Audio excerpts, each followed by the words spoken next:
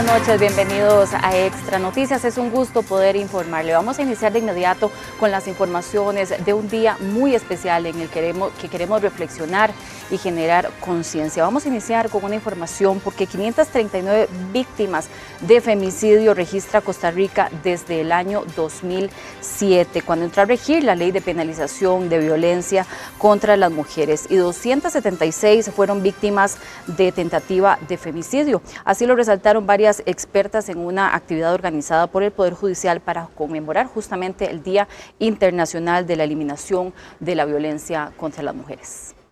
A pesar de los avances para erradicar cualquier tipo de violencia contra la mujer, todavía existen una serie de desafíos que el país debe enfrentar para construir espacios libres de agresión.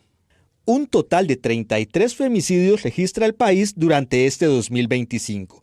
La magistrada Roxana Zúñiga recordó que hay una deuda pendiente con miles de mujeres en el país. No es hace 5 días que se perdieron, sino que tenemos mujeres desaparecidas desde el año 2020.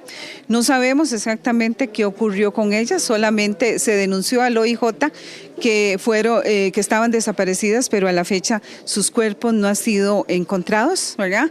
Decimos que sus cuerpos, porque a estas alturas con desapariciones de hace 4 o 5 años, es una cifra alarmante. Zúñiga reconoció que el Poder Judicial debe todavía una justicia con celeridad. El Poder Judicial tiene muchísimos desafíos en ejecutar una justicia con mayor justicia pronta y cumplida, con un procedimiento más efectivo para investigar los delitos de violencia contra las mujeres, para investigar los delitos sexuales en contra de niños, niñas y adolescentes. Todas las estadísticas nos dicen que en los dos tipos de delitos, ¿verdad?, tanto de violencia como de delitos sexuales, las cifras están aumentadas. Uno de los mitos que las autoridades quisieron desmentir es que las denuncias de las mujeres en temas de violencia son falsas. Suele subestimarse la realidad de un hecho que fue narrado por una mujer con 2 finalidades. Quizá desalentar a la que ya denunció y generar un efecto negativo también en las que están viviendo violencia y no lo han denunciado. Es una situación muy crítica. Las expositoras que asistieron al evento organizado por el Poder Judicial destacaron cómo el contexto del crimen organizado está influyendo en muertes violentas de mujeres, que deben ser analizadas como eventuales femicidios. Y este 25 de noviembre se llevó a cabo la marcha del Día Internacional por la Eliminación de la Violencia contra las Mujeres en diferentes zonas del país, como en San José, Liberia, Atenas, San Ramón, Cartago y Limón. Tanto las colectivas feministas como las organizaciones sociales caminaron juntas para honrar a las víctimas de femicidio en solidaridad con todas las mujeres y niñas que viven violencia. Además, cientos de personas fueron partícipes de esta actividad que culminó en la Asamblea Legislativa, exigiendo compromiso y acciones hacia el gobierno e instituciones como el INAH. Yo marcho por la vida de las mujeres porque hoy nos faltan una cantidad enorme de mujeres que han muerto a manos de sus femicidas ante un gobierno que es totalmente indiferente ante el dolor de nosotras las mujeres. Yo marcho por una vida libre de violencia, marcho por una vida más justa y por supuesto que marcho con la esperanza de que no nos falte una sola mujer más en la calle. Me parece que eso es algo que nos involucra a todas las personas de la sociedad y específicamente a los hombres. Tenemos desgraciadamente un rol histórico, ¿no? Hay una responsabilidad histórica de comprometernos hoy en día para que eso cambie. Todos vengamos a defender nuestros derechos, nuestras vidas. Es cansado, estamos hartas de escuchar las noticias y decir que una más se ha perdido. Y es que en otro tipo de violencia, la Caja Costarricense del Seguro Social avanza en la renovación de su estrategia para prevenir y atender la violencia obstétrica. La institución aseguró que ya trabaja además en nuevos protocolos para mejorar la atención que reciben las mujeres durante el embarazo, parto y posparto. En el marco del Día Internacional de la Eliminación de la Violencia contra la Mujer, la Caja Costarricense de Seguro Social confirmó que está actualizando su política para enfrentar la violencia obstétrica en todos los centros de salud del país. Estos cambios buscan asegurar espacios donde se respeten los derechos de las mujeres, donde el personal escuche y atienda las necesidades reales durante estos procesos. Sabemos que hay múltiples formas de violencia que sufren las mujeres a nivel nacional, pero nosotros nos hemos enfocado a verificar y utilizar mejores prácticas de manera que el binomio madre-bebé tengan y dispongan de espacios donde se respeten sus derechos humanos y donde se aplique lo que ellas necesitan para ese momento tan importante. La renovación incluye ajustes a la estrategia institucional de prevención y atención a la violencia obstétrica, que pretende reforzar la comunicación entre médicos y usuarias, estandarizar buenas prácticas y garantizar atención más humana. Esto apunta a que cada mujer pueda decidir cómo quiere vivir su embarazo y su parto, con información clara, acompañamiento respetuoso y basados en evidencia científica. Una comunicación abierta en ambas vías para que la mujer se apropie de esa información y decida cómo ella quiere parir, cómo quiere llevar su embarazo, ¿verdad? Obviamente que bajo las recomendaciones del profesional de salud, pero que el profesional de salud la acompañe y le dé esa información necesaria y le pueda dar todo ese medio para que ella se apropie, para que tome sus mejores decisiones. La caja continuará ajustando los protocolos e iniciará un proceso de capacitación del personal para consolidar una atención obstétrica libre de violencia en todo el sistema de salud. Bueno, y es que este 25 de noviembre merece ser un día de reflexión y mucha conciencia en el país y en el mundo entero. Además, por eso agradecemos muchísimo la presencia en esta mesa de análisis de doña Claudia Dobles, candidata de Coalición Agenda Ciudadana, y también de Paola Celedón, quien es activista y comunicadora, también con un amplio conocimiento en el tema de género. Muchas gracias a ambas por acompañarnos en esta mesa de análisis en un día que, como lo mencionábamos, merece toda nuestra reflexión. Muy buenas noches. Gracias. Muy buenas noches, muchísimas gracias por la invitación. Muchas gracias. Queremos además comentarles a nuestros amigos televidentes que durante este día hicimos una invitación a las demás candidatas presidenciales para que nos acompañaran y que pudiéramos tener esta conversación y esta reflexión acerca del tema tan importante que es la violencia contra la mujer. Lamentablemente, doña Ana Virginia Calzada y doña Luz María Alpizar, quienes tenían toda la intención de acompañarnos por temas de salud, no lo pudieron hacer, y también doña Natalia Díaz, quien por temas de agenda que comprendemos tampoco pudo estar, pero en horas de la mañana sí se presentó acá en las instalaciones de Grupo Extra, y vamos a compartir algunos extractos de la entrevista que tuvimos acerca de este tema. Pero por supuesto agradecidos con ustedes por estar acompañándonos y conversar acerca de este tema. Y queremos empezar haciendo una reflexión un poco abierta, porque siempre nos preguntamos, y creo que vale la pena hacerlo el día de hoy, ¿en qué estamos fallando como país, como sociedad? Porque lejos de disminuir lamentablemente la cantidad de femicidios, que es esta expresión más cruel de la violencia, van en aumento. Entonces queremos conocer un poco sus perspectivas. Doña Claudia, empezamos con usted. Muchísimas gracias. Bueno, no, de verdad un gusto estar aquí con Paola. Bueno, estamos de entrada viviendo una ola de violencia, entonces creo que hay que enmarcarlo en que tenemos una ola de violencia en el país, y dentro de esa violencia nosotras las mujeres la experimentamos de manera diferente y posiblemente más intensa, porque la experimentamos en diferentes escenarios. No solamente experimentamos la violencia radicalizada en su máxima expresión, que es un femicidio, pero también experimentamos la violencia física, la violencia psicológica, la violencia simbólica, la violencia obstétrica, de la cual estábamos viendo ahora una noticia.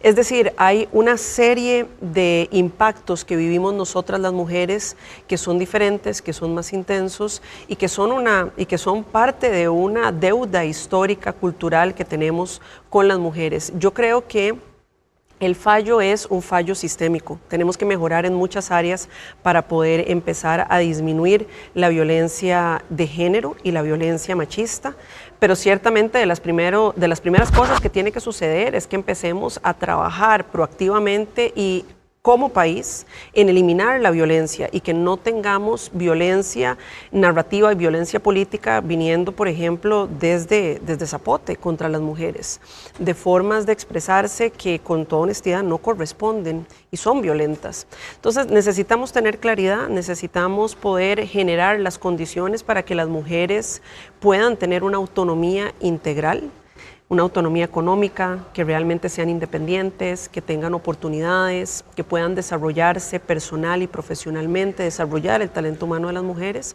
y que el sistema les acompañe y que haya un sistema, por supuesto, que las proteja. No solamente me refiero al sistema propiamente judicial, sino más bien al sistema institucional que está ahí para proteger a las mujeres, que en este caso es el INAMU, que está muy debilitado y que lamentablemente se ha politizado. Entonces, es una visión nacional donde tenemos todos juntos que trabajar para bajar la violencia y muy específicamente las condiciones que generan violencia contra las mujeres, que son múltiples y son sistémicas. Paola, ¿cuál es su perspectiva? ¿En qué estamos fallando como sociedad, como país, como Estado? No, primero también agradecer el espacio, ¿verdad? Y poder compartir. Justamente yo quisiera abordar desde ahí también, ¿no? La violencia machista, la violencia patriarcal es un problema que tiene la raíz en las condiciones de vida de las grandes mayorías de las personas, ¿no? Cuando decimos que no es un problema individual, que no se trata solamente de tú a tú, sino de una violencia sistémica, estamos hablando de todas las diferentes condiciones que se encadenan para que las personas, en su mayoría las mujeres, estén muchísimo más expuestas a las situaciones de violencia, ¿no? Entonces estamos hablando de la violencia estructural que tiene que ver con la pobreza, con la precarización de la vida, con el no acceso y el derrumbamiento de la salud, de la educación pública, y bueno, si queremos hablar sobre cuáles son entonces las salidas, a mí concretamente, como también representante del movimiento de mujeres, me parece que es importante resaltar que desde nuestros centros de trabajo, nuestros centros de estudio, como trabajadoras, como mujeres en los barrios, en las comunidades, en las universidades, en los colegios, nos podemos organizar entre nosotras, podemos generar espacios y plataformas desde los cuales podamos combatir todas estas pequeñas formas de violencia, educar a las personas que tenemos a nuestro alrededor, garantizar que la solución sea una solución colectiva, ¿no? Porque justamente mucho del problema es que se le intenta decir a las personas que sufren violencia que tienen que enfrentarla de forma solitaria, que tienen que enfrentarlo de forma individual, y bueno, eso no solo invisibiliza todo el montón de justificaciones sistémicas que hacen que una persona llegue ahí, sino que también le quita acción, poder de acción a las personas para que puedan organizarse y revertir de esa forma, ¿no? Entonces sí, nosotras venimos a hacer un llamado a que en todas nuestras cotidianidades, en toda la vida, podemos organizarnos para combatir la violencia. Hay un tema también, una arista de este tema, que es la impunidad. Los familiares de las víctimas en sus diferentes expresiones de violencia reclaman impunidad, justicia pronta y cumplida. Las invito a ver un video que grabamos sobre la respuesta de la candidata Natalia Díaz al respecto y luego comentar acerca de este tema. Vea, esto es un asunto que en materia de castigo, que es uno de nuestros ejes, evidentemente hay una situación en donde hay que sentarse con Poder Judicial y determinar las causas del por qué los jueces están soltando a la gente. En este momento nosotros tenemos un Poder Ejecutivo que sí requiere de la parte de control del territorio, de la presencia en las calles y demás, reforzar todo eso, pero la parte judicial sí requiere de detectar esas causas en la línea de que hoy no hay capacitación en muchos casos, ni para los fiscales suficiente que están investigando el caso, ni también para quien captura esas pruebas o las recolecta. Entonces, al final, si esa prueba no se hace de la mejor forma en cuanto a su procedimiento y no se lleva a cabo de la mejor manera, se vicia y no pueden guardar a las personas en prisión. Ahí tenemos un problema serio que no necesariamente es de ley únicamente, sino de gestión y de capacitación a lo interno del Poder Judicial. Y aunque no es resorte del Poder Ejecutivo, sí tenemos que meternos en una mesa operativa de Fiscalía y OIJ para determinar qué es lo que está sucediendo y cómo podemos abordar entre los tres poderes e instituciones también vinculadas la problemática. Tenemos leyes, tenemos instituciones, pero ¿qué nos falta para lograr unir esa sinergia que incluso mencionaban ustedes ahora y que se dé una mayor protección a las víctimas y a quienes denuncian también? Sí, yo de entrada, bueno, yo coincido de hecho con doña Natalia que hay ciertos procesos en donde yo creo que no existe la suficiente capacitación ni la suficiente sensibilización de qué significa llevar un proceso no solamente de un femicidio, sino de otro montón de procesos que quedan en la impunidad.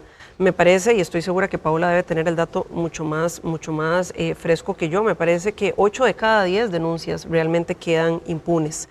Y eso lo que nos está diciendo es que hay una falla estructural en el proceso y que muy probablemente son todavía procesos que no están lo suficientemente bien estructurados como para que se pueda, como bien decía ahora doña Natalia, recopilar de manera adecuada la prueba y generar un proceso que realmente lleve a la justicia.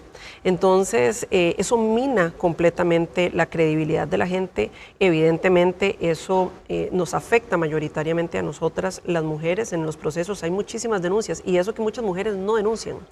Recordemos que, repito, la violencia contra las mujeres se da en cosas muy cotidianas. A nosotras las mujeres nos da miedo de manera diferente caminar solas por la calle de noche. Tenemos mayores incidentes de acoso en el transporte público. Somos en los espacios laborales las que tenemos mayor acoso dentro del espacio laboral, acoso sexual me refiero dentro del espacio laboral. Y por supuesto que tenemos unos números de femicidios que son alarmantes. Pero sí considero que, como bien explicaba ahora doña Natalia, eso es resorte del poder judicial. Sí hay un trabajo conjunto que se puede hacer, sí hay una coordinación que se puede hacer y yo sí creo que hay disposición de parte del Poder Judicial en poder enmendar estos procesos y en generar las capacitaciones y las sensibilizaciones que se requieran y en darle prioridad. Es decir, los datos nos están indicando que los procesos no se están dando bien. No puede ser posible que de cada 10 denuncias solamente se penalicen a 2. Yo creo que ahí es claro que estamos fallando. Paola, su posición también, y esto mina la confianza de las víctimas, incluso de las personas, en que una denuncia de este tipo pueda ser acogida de la manera correcta. Sí, el problema de la falta de denuncia es grave. O sea, sabemos que los datos que tenemos gritan una situación sumamente dramática, pero sabemos que hay un montón de realidades que no están incluidas, ¿no? A mí, para agregar, digamos, a la discusión, me gustaría ir hacia las necesidades y hacia los reclamos que tienen los familiares de víctimas de femicidio, los familiares de personas de mujeres como Daniela Escobar, como Nancy, que todavía no aparecen, que son todavía las que estamos buscando, que exigen condiciones no solo de acompañamiento legal, psicológico, médico en muchísimos casos, sino que también están en este momento exigiendo la ley de reparación a las familias de femicidio que se ha querido negar, ¿no? Y bueno, es un reclamo que ellos han puesto sobre la mesa y que siguen poniendo sobre la mesa todos los años que se salen a movilizar. Justamente, digamos, como no hay confianza en el Poder Judicial, en las instituciones, es tan fundamental y tan necesario que desde la cotidianidad, desde los centros de trabajo, repito, los centros de estudio, las mujeres trabajadoras, las madres, las líderes comunales, las estudiantes, tengamos espacios de organización para que sepamos no solo cuáles son las leyes y las herramientas que ya hay, sino para que podamos discutir entre nosotros, cuáles son esas herramientas que no existen todavía y que hacen falta, ¿no? Y que las podamos exigir de la mejor forma. Vamos a ver a continuación, como les comentábamos, tenemos algunos mensajes de diferentes figuras del ámbito político que nos han querido también dejar un mensaje en este día. Vamos a escucharlas. En el Día Internacional de la Eliminación de la Violencia contra la Mujer, el objetivo principal es concientizar a todas las personas sobre la violencia de género y sus diversas manifestaciones. ¿Y cómo hacemos también esto? Hemos reclamado acciones concretas para poder de alguna forma protegerla a usted. Y les doy un recordatorio de estos ejemplos. Primero, los puntos violeta, los espacios seguros y la aplicación del 911. ¿Para qué? Para que usted pueda auxiliarse si en caso de violencia no tiene alguna otra forma. Hoy alzamos la voz en un día que no se celebra, se honra y se transforma. El 25 de noviembre nos recuerda una verdad dura. La democracia se rompe cuando una mujer vive con miedo. Yo no vine a la política a administrar problemas. Vine a enfrentar lo que amenaza la vida y la libertad de las mujeres en Costa Rica. Lo digo con absoluta firmeza. en mi gobierno no morirá ninguna mujer por falta de protección del Estado. Sin duda hoy es una fecha muy importante para todas las mujeres costarricenses. Por supuesto que hoy no es una celebración, más todo lo contrario. Hoy estamos recordando a estas 32 que ya no están, a todas estas mujeres que constantemente reciben violencia digital o violencia callejera o violencia dentro de sus casas. Pero también es importante levantar la voz sobre lo que está ocurriendo en Costa Rica en relación a la violencia contra la mujer. Como bien lo mencionaban ustedes anteriormente, la violencia es un tema también integral, merece un tratamiento de diferentes puntos de vista, pero hay un elemento importante que es el apoyo social que merecen las mujeres. Cómo exigimos a una mujer que deje el círculo de violencia si no tiene sus propios ingresos, si no puede dejar su hogar.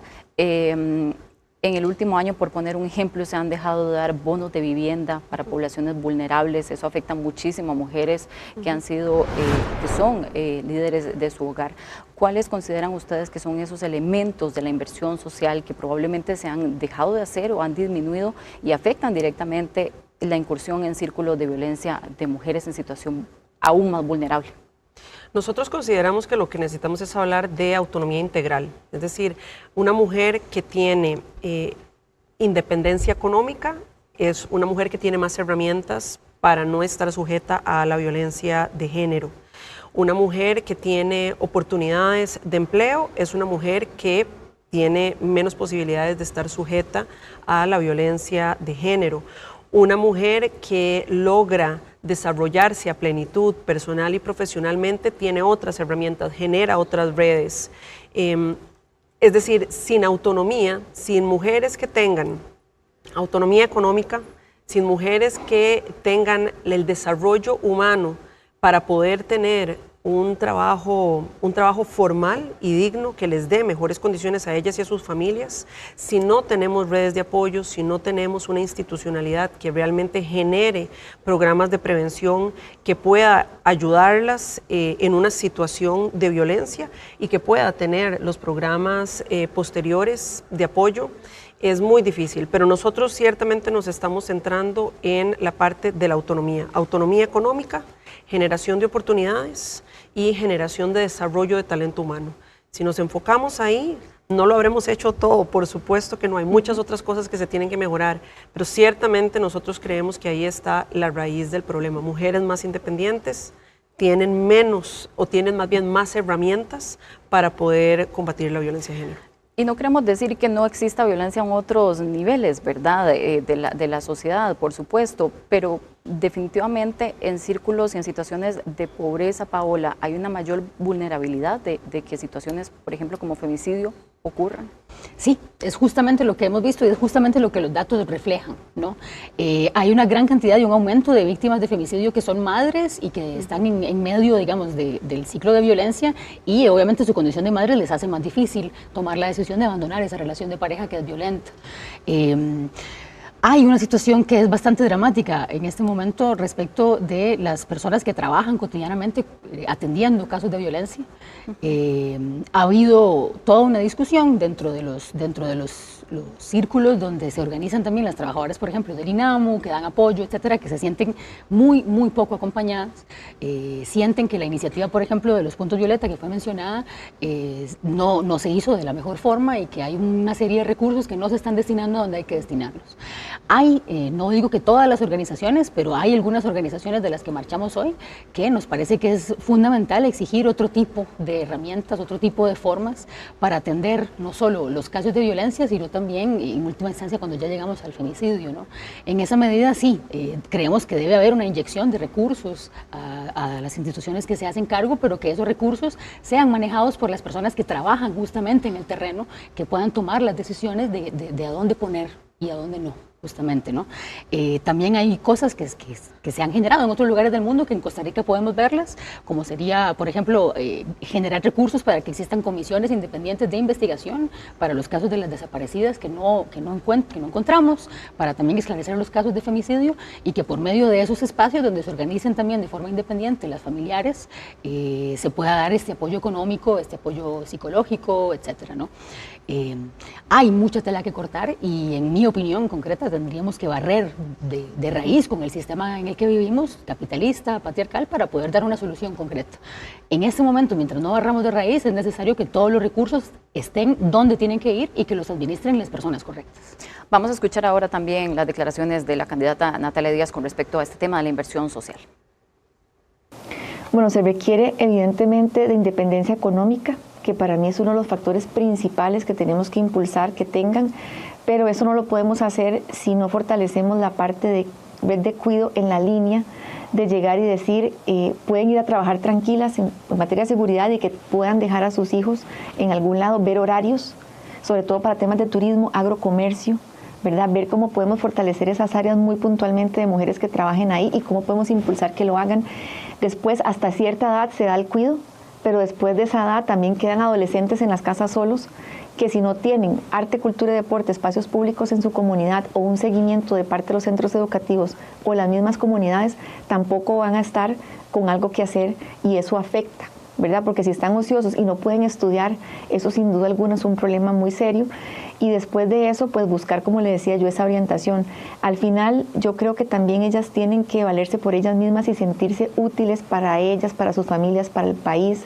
Y creo que pueden aportar mucho si fortalecemos eso. Ha habido problemas también relacionados con el tema de lo que me han comentado algunas, de que si ellas tienen un ingreso un poco mayor, ¿verdad? Y tenían acceso a una red de cuidado, ya pasan ese umbral, ya no tienen acceso. Y honestamente le digo, esa diferencia no quiere decir que realmente tengan condiciones para pagar el cuidado.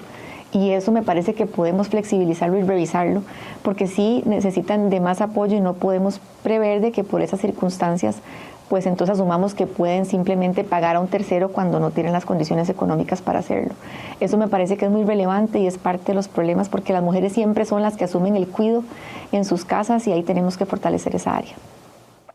Bueno, creo que aquí coincidimos todas en este tema realmente de que la inversión social es una de las necesidades urgentes para combatir también el tema de la violencia. Vamos a escuchar también algunas otras reacciones que nos han llegado hoy a Grupo Extra con respecto a este día tan importante. En estas fechas es importante que analicemos el discurso que tenemos el día a día. Usualmente a veces promovemos chistes, comentarios que pueden tener aspectos de micromachismos y que de una u otra forma podríamos estar siendo despectivos hacia con las mujeres.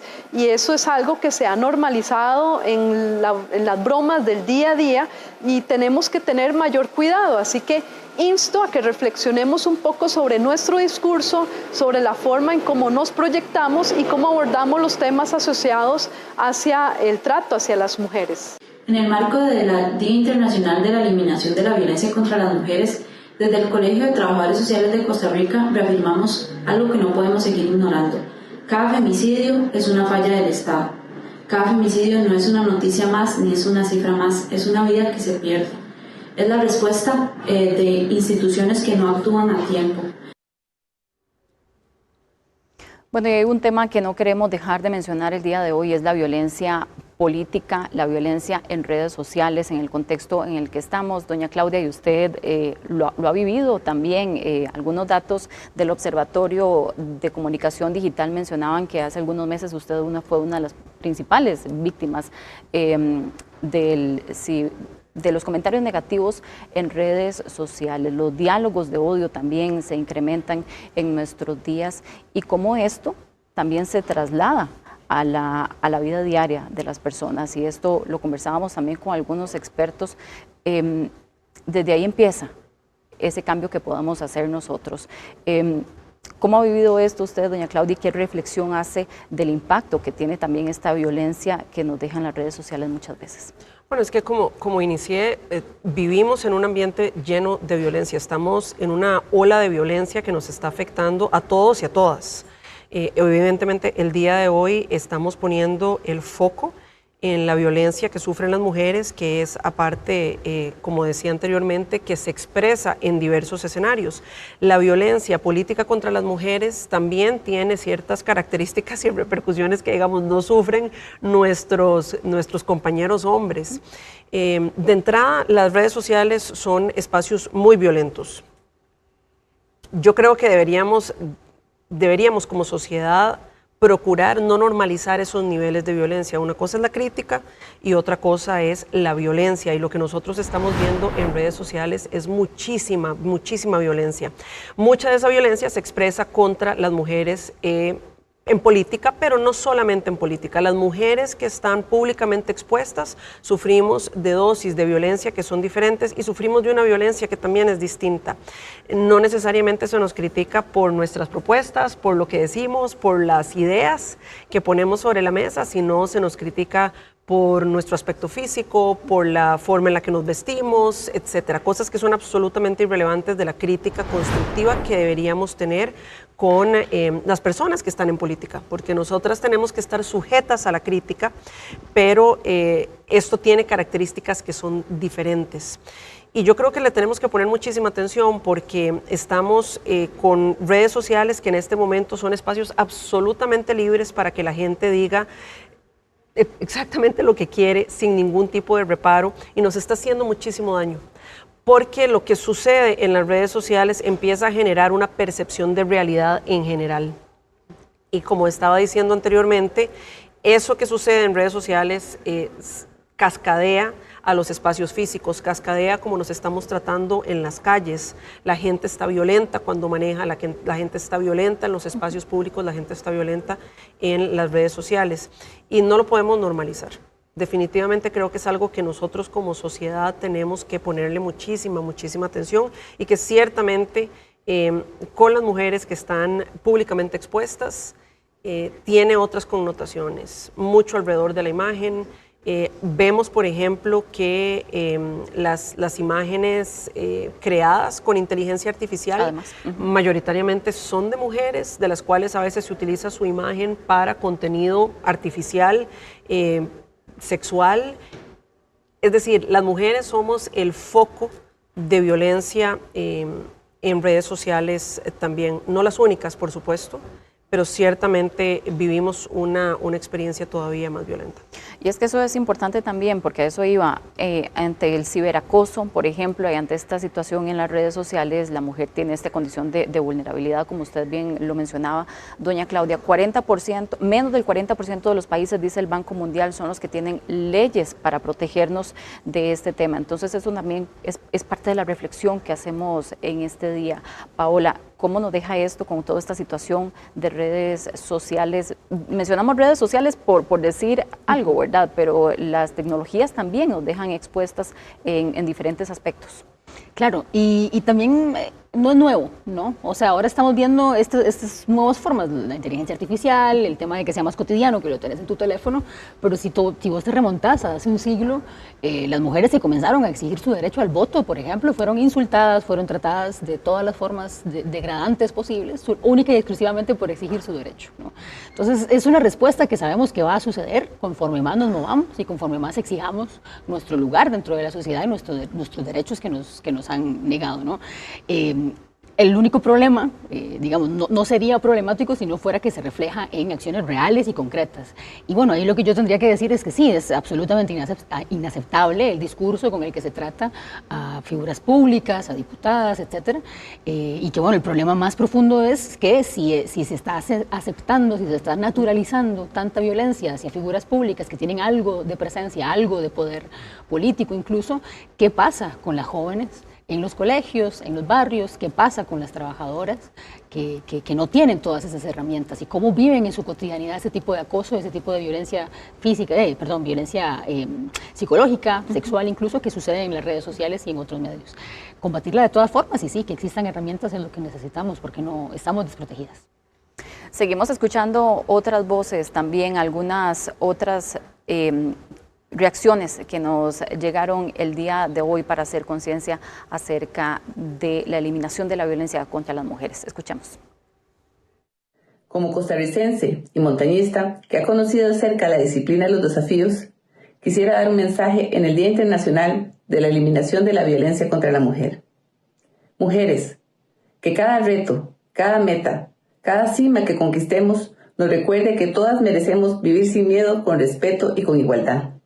Hoy me uno a ese grito solidario en el Día Internacional de la Eliminación contra la Violencia de la Mujer. Vivas y libres nos queremos, ni una menos.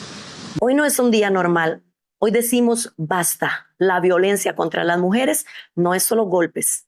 Son palabras que hieren, miradas que controlan, silencios que oprimen. Si ves, denuncia. Si escuchas, acompaña. Bueno, creemos importante todas estas reacciones y estas voces de apoyo para unirnos en un día como hoy, escuchar las diferentes reacciones de diferentes mujeres que también han querido hacernos llegar su comentario. Queremos ahora abordar el tema de educación. ¿Qué podemos hacer desde el área educativa? No podemos separarnos, no podemos dejar las diferentes áreas, incluso qué se ha dejado de hacer, que afecta muchísimo toda esta formación de los diferentes roles, el respeto. Además, ¿consideran ustedes que por ahí también hemos dejado de hacer cosas en el tema educativo? Sí, por ejemplo, el problema de las guías de educación sexual integral y el ataque que han recibido es algo que ha dejado en vulnerabilidad a muchos y muchas docentes, porque justamente las guías de educación sexual también ayudan y enseñan a las personas más jóvenes a respetar los cuerpos ajenos, a respetar la autonomía ajena y a conocer justamente de las variedades y a informarse sobre su propio cuerpo y sobre sus propios derechos, sobre su propia vida. Entonces, bueno, la educación sexual, que tiene una especificidad, pero que también ayuda y aporta, digamos, hacia cuestionar discursos machistas, patriarcales, etc. Y pues sí, en general se habla, digamos, muchísimo de la necesidad de que esto sea un problema que no sea solo de mujeres, a pesar de que es violencia contra las mujeres, sino que, bueno, todas las otras personas en la sociedad, independientemente de su género, de su identidad sexual, tenemos que preocuparnos por combatir la idea de que los cuerpos femeninos, los cuerpos feminizados son propiedad, que se pueden violar, que se pueden tocar, que se pueden golpear, que se pueden insultar, etc. Entonces sí, es fundamental partir desde las generaciones más pequeñas y darles herramientas para que puedan vivir una vida pues, integral, ¿no? Feliz, relacionarse de maneras mucho mejores, digamos, con los seres humanos. Y creo, digamos, que en esa medida sí, el Ministerio de Educación Pública, las diferentes instancias, las universidades también tienen un rol muy importante, y ahí también hacemos un llamado a que las personas que son docentes, que trabajan cotidianamente en esto, también tomen en cuenta esto para su labor cotidiana, ¿no? Doña Claudia, ¿cuál es su posición al respecto? Porque incluso este tema en algunos otros momentos ha polarizado muchísimo al país, se ha hecho toda una discusión, incluso que ha metido matices religiosos, pero se ha sacado del contexto también educativo una parte importante que ustedes mencionaban, que es esta formación. Sí, de entrada a mí me parece absolutamente lamentable que polaricemos con un tema que es tan sensible y que politicemos un tema que es integral a la educación de nuestros chicos y de nuestras chicas, y que se tiene que hacer de una manera absolutamente técnica y que se hace con acompañamiento de profesionales que saben cómo gestionar este tipo de programas. Entonces, me parece lamentable que se utilicen como una herramienta política y como una herramienta de división, cuando lo que necesitamos en este tipo de problemáticas es empezar a generar más bien puentes y trabajo conjunto con los diferentes sectores. Nosotros de entrada consideramos que hay muchas cosas que se puede hacer a nivel de educación y tenemos todavía grandes brechas que también estamos viendo cuando decimos que queremos que las mujeres tengan más y mejores oportunidades, por ejemplo, en el mundo laboral, no solamente de hoy, en el mundo laboral que vamos a tener en 5, 10 años. Eso significa que necesitamos cerrar las brechas de las mujeres en la parte de ciencias, ingenierías, matemáticas. Ahí tenemos una brecha de género muy fuerte.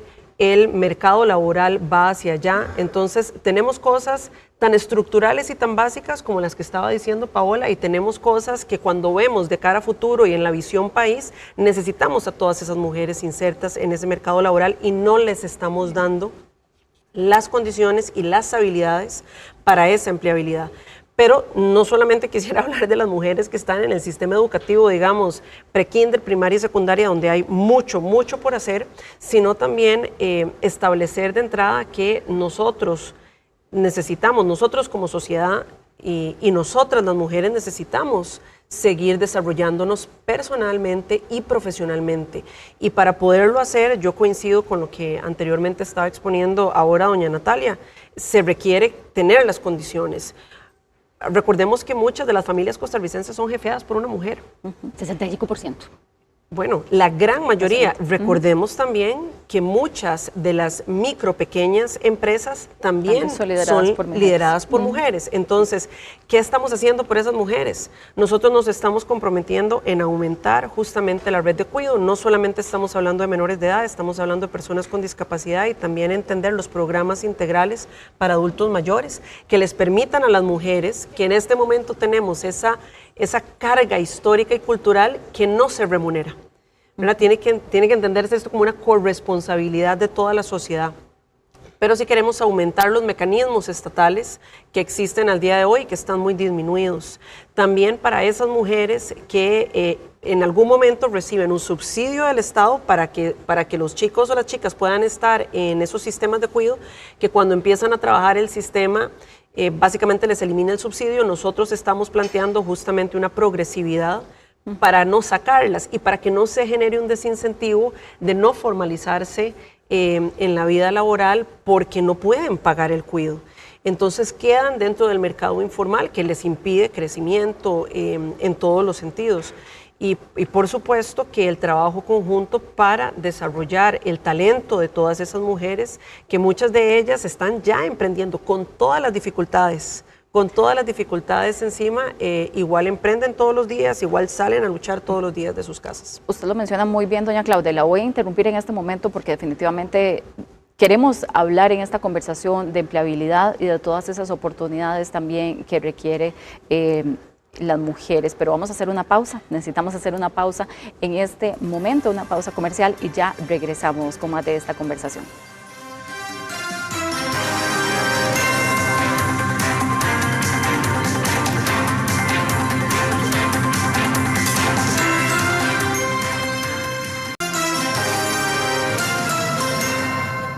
Muchas gracias por continuar informándose con nosotros y hoy 25 de noviembre, Día Internacional de la Eliminación de la Violencia contra la Mujer. Tenemos una conversación muy especial en esta mesa de análisis. Hacemos reflexión acerca de las diferentes manifestaciones de violencia contra la mujer y además qué nos falta como país. Se encuentran con nosotros acá en esta mesa de análisis a quienes ya les presentamos desde el inicio de esta conversación, doña Claudia Dobles y también Paola Celedón. Muchas gracias por estar conversando con nosotros. Dejamos un tema pendiente antes de irnos a la pausa y es el tema de las oportunidades de empleabilidad o desempleo, si queremos verlo de otra manera, porque hay que hablar también de esas brechas en las que hay desigualdad definitivamente para el género femenino.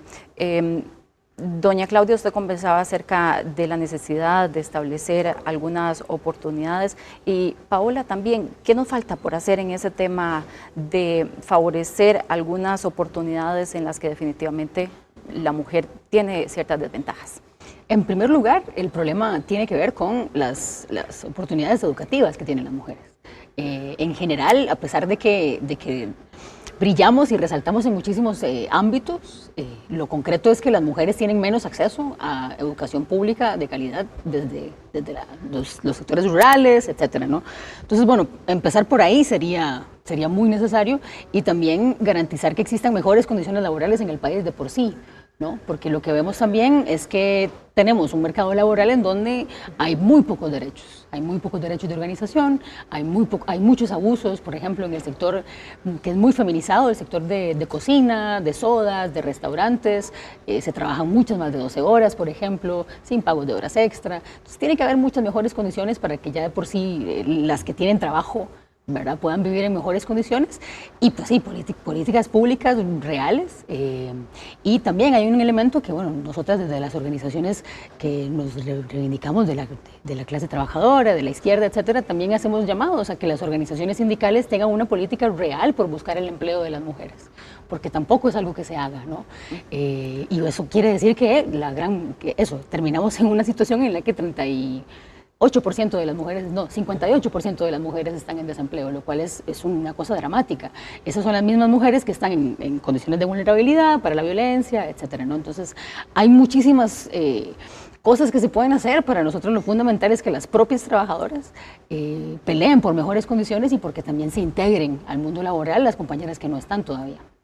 Doña Claudia, usted lo mencionaba muy bien, mujeres emprendedoras que están liderando sus propios negocios, además con una, no quisiera decirlo una carga, pero hay una recarga familiar también de cuidado que tradicionalmente se concentra muchas veces en las mujeres, pero ¿qué necesitamos también para apoyar más todavía y la generación de empleo, sobre todo también en sectores vulnerables?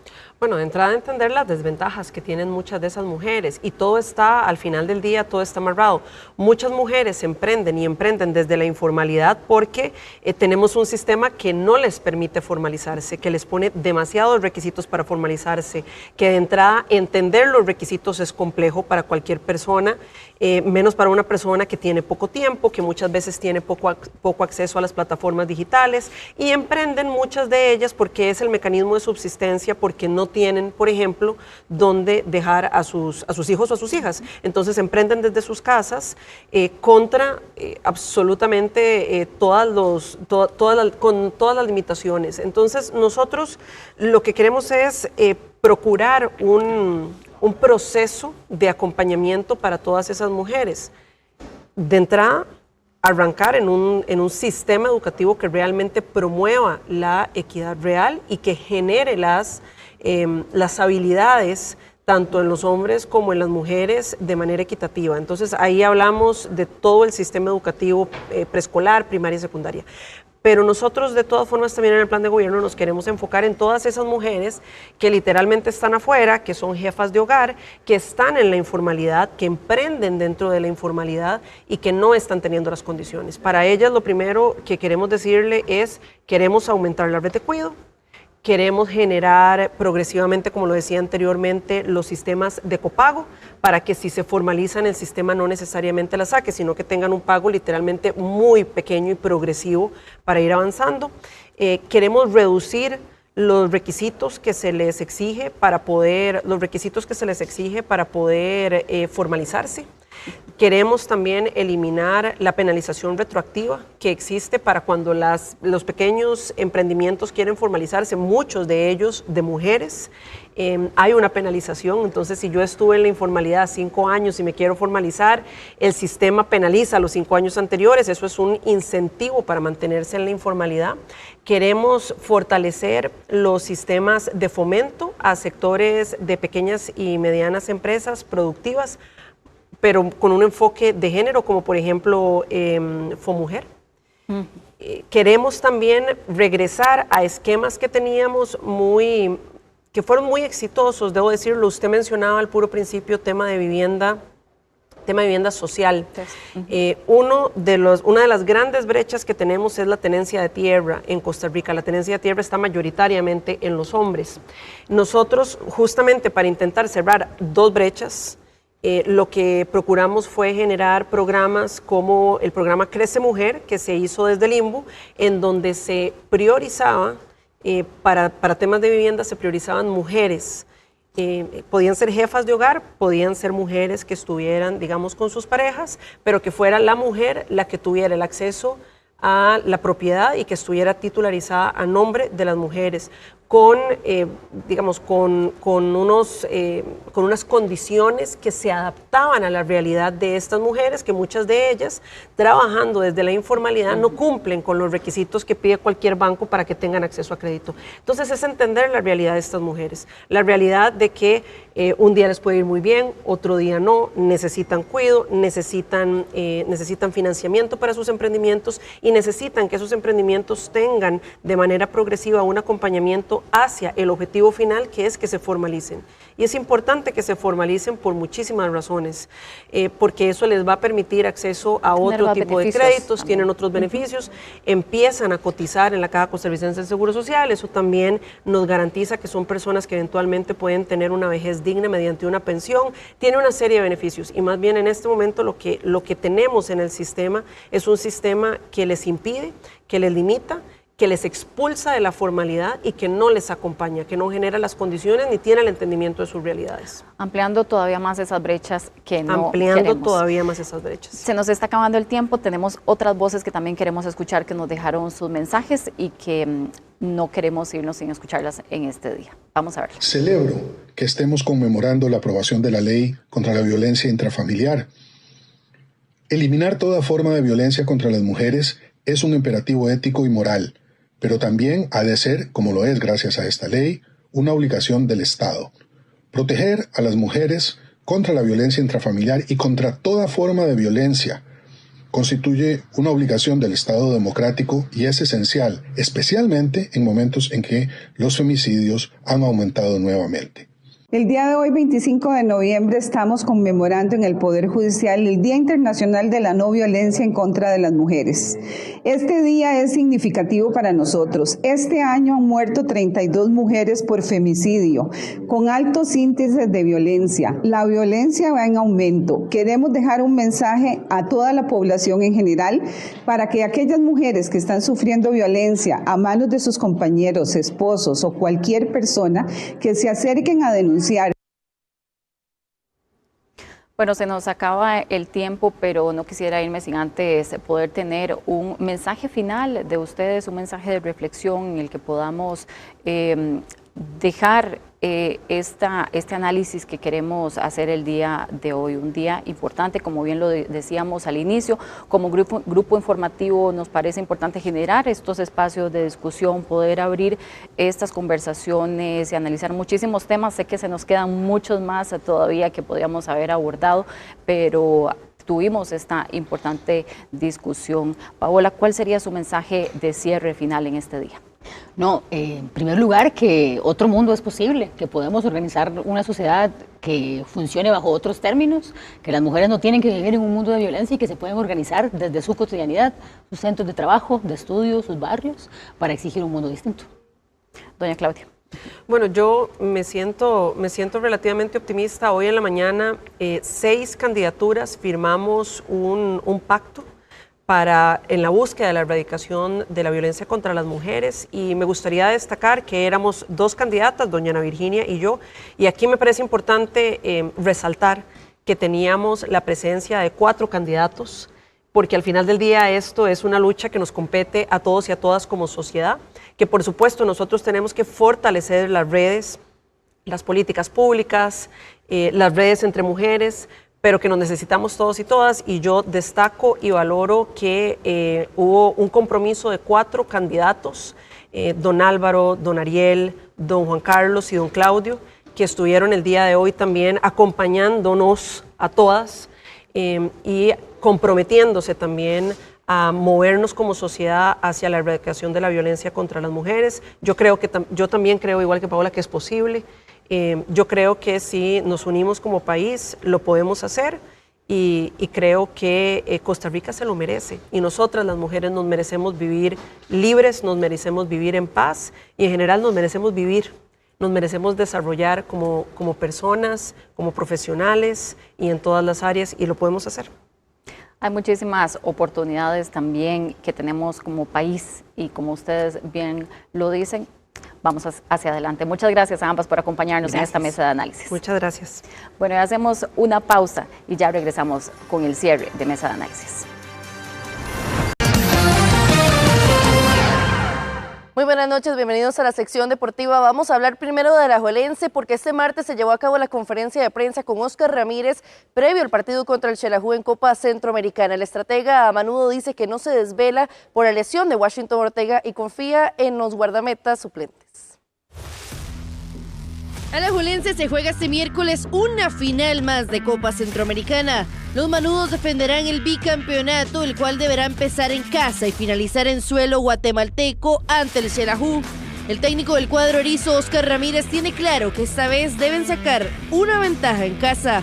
Y la idea pues no, es decir que esta pues podamos ir con ventaja, de poder sacar mañana la diferencia, sabiendo y respetando a Xelajú, que es un equipo que si llega a una final mucha gente le ha dado cierto, o no le están dando el valor a Xelajú, y para mí lo tiene, y he visto los partidos en que jugó y supo resolver muy bien sus series. Entonces para mí es un contrincante muy serio, peligroso, y que vamos a tener que lidiar con eso.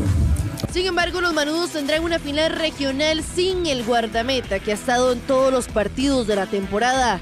Washington Ortega presentó una lesión muscular que lo deja fuera en lo más y mejor del torneo local y también centroamericano.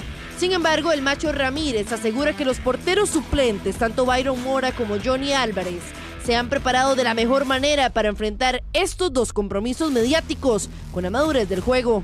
Cosa ha pasado en este torneo de ausencias y situaciones apremiantes que hemos pasado y que hemos tenido que lidiar, y creo que el grupo ha respondido bien, que tal vez esta era la que nos faltaba ahí, que sucediera, pero creo que hay un trabajo de respaldo, y eso pues ver día a día a Diego Cejas con los muchachos trabajando y la forma en que lo hacen, pues igual la seriedad, a mí me deja tranquilo. Alajuelense contabiliza su tercera final en Copa Centroamericana y en todas ha tenido técnico diferente en el banquillo. A pesar de eso, el defensor Alexis Gamboa asegura que Óscar Ramírez ya sabe lo que es jugar este tipo de partidos. Un profe de gran recorrido, mundialista, ha ganado finales. Creo que el mensaje siempre ha sido el mismo, ¿no? Que hay una exigencia por ganar, por ser campeones. Creo que, pues, como lo repito, sería lindo lograr un tricampeonato. Creo que es algo que queremos dejar al club en la historia, y bueno, creo que el profe sabe jugar estos partidos, nosotros también sabemos jugar estos partidos, y bueno, esperemos en Dios poder lograr el tricampeonato, que es lo que nuestra gente quiere y nosotros también. Los manudos defenderán su bicampeonato centroamericano este miércoles al ser las 8 de la noche en punto en el estadio Alejandro Morera Soto.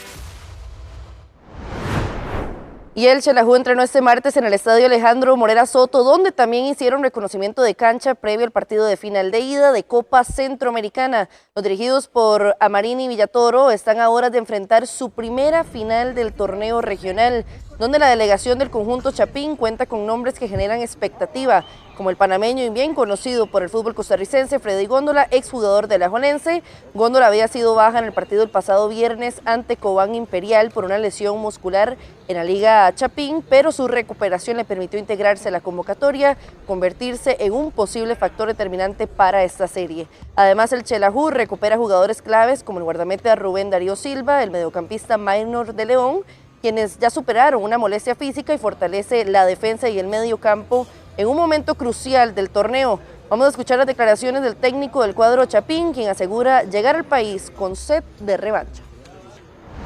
La liga es un equipo histórico del fútbol centroamericano, ganador, con una planilla amplia, con muy buenos jugadores, incluso con una gran base de la selección costarricense, y por esa historia y los últimos logros internacionales, pues el equipo bicampeón del torneo pues no deja de tener esa estrellita favorito.